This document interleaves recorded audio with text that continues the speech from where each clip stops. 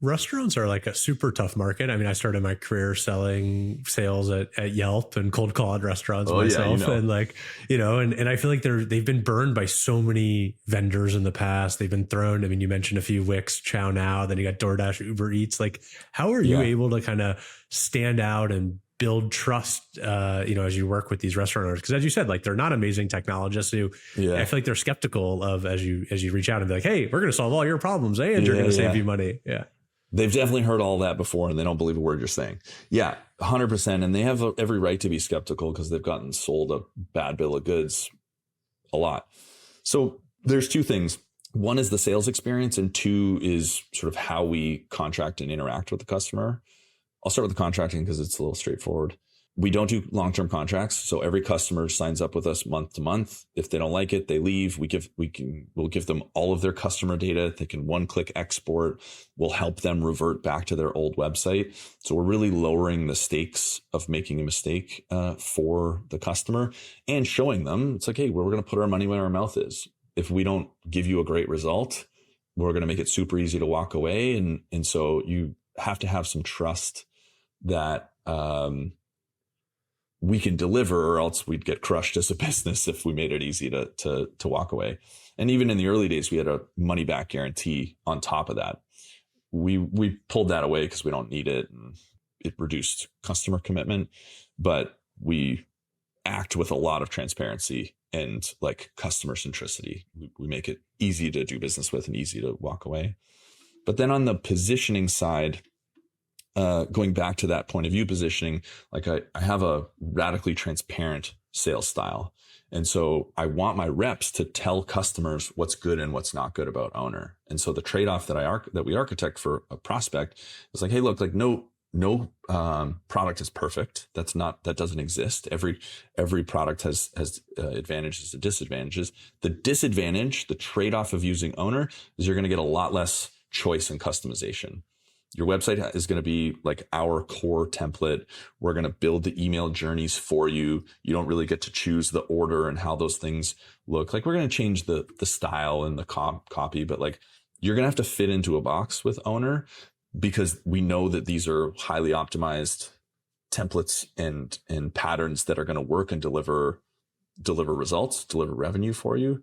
But in exchange for giving up flexibility and choice, you're going to make way more money. You're going to do way less work, and you're just like, life's going to be better. And so if you care more about design aesthetic and you've got like a brand guide that you had some marketing partner do, and that's what you care about the most, don't choose us, choose Bento Box. You can like, it'll cost you way more, but like you can make it look super pretty and all this stuff. But if you just want results, if you just want to make money, then we're the choice. And that level of transparency, again, just lets the right people opt in, be like, that's exactly what I want. I don't want to do any of this crap. Okay, cool. So your trust goes way up and your buyer can opt in faster, and vice versa. The people, it's like, oh, wait, so I can't do my custom fonts? No, you absolutely can't do your custom fonts. Okay, cool. Then it's not a fit. Great. Cool. No big deal.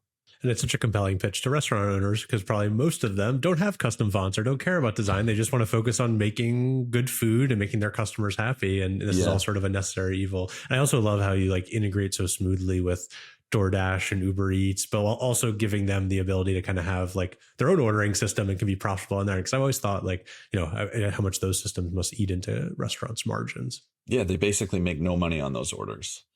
Like restaurants, takeout and delivery restaurants in general are making less money today than they were 5 years ago because they're giving a good chunk of that margin away to the apps.